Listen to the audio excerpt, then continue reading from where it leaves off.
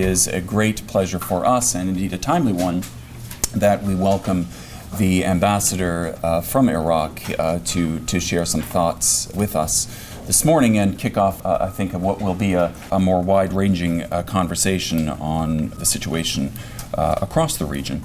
Before we turn to the ambassador, however, I do want to thank our partner in this event and in others to follow, the Trends Institution, and in particular my friend and colleague, the president of Trends, Ahmed El-Hamli.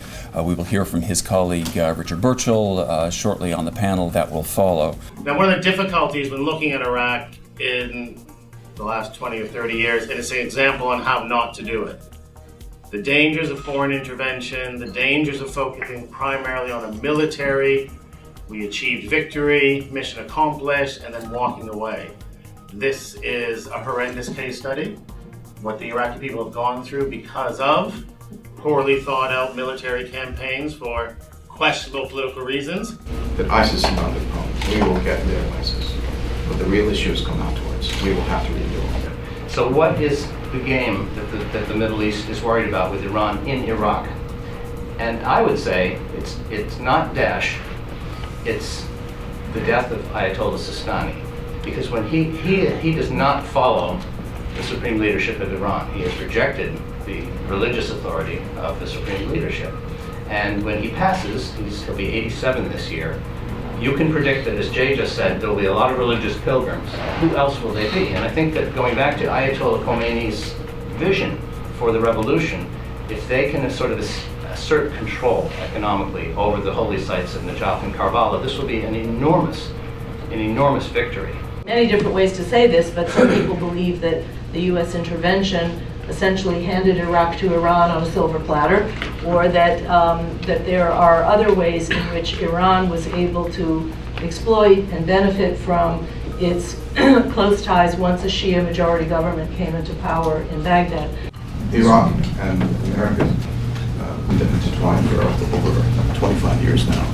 And so it was really important that our leaderships get acquainted to map the road ahead, which is critical, of course, not only to us, but also to the region and to the United States. Now we have Russian interests in Syria, Russian interests with Iran. And I find it interesting that when we talk about the sectarian divide in the Middle East, I find it interesting that the Russians seem to be pretty much aligning with Shia interests, whereas the United States seems to be aligning with Sunni interests. How we should be thinking about this, both how do we engage and help Iraq, how do we manage the Iran challenge, and how would you pull those things together? What do you see as promising prospects for America's engagement in the region? This is the moment when we're supposed to rethink policy and how we do business and tools and lessons learned.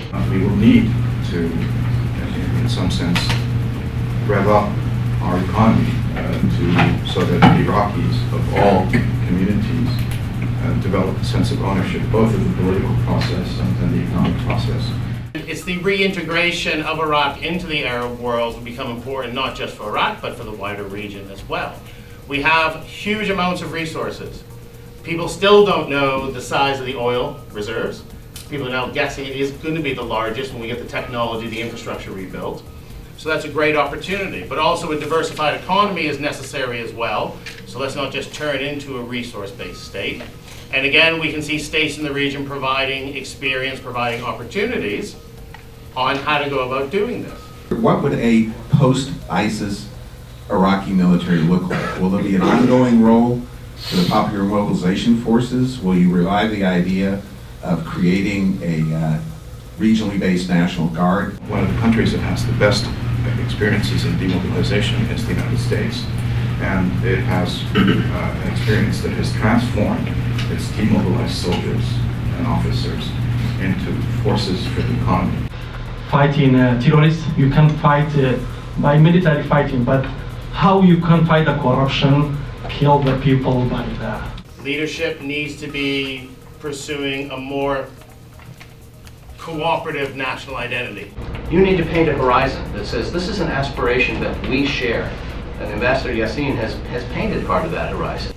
Rebuilding the economy focusing on education are absolutely key issues. And this is stuff you can do right now.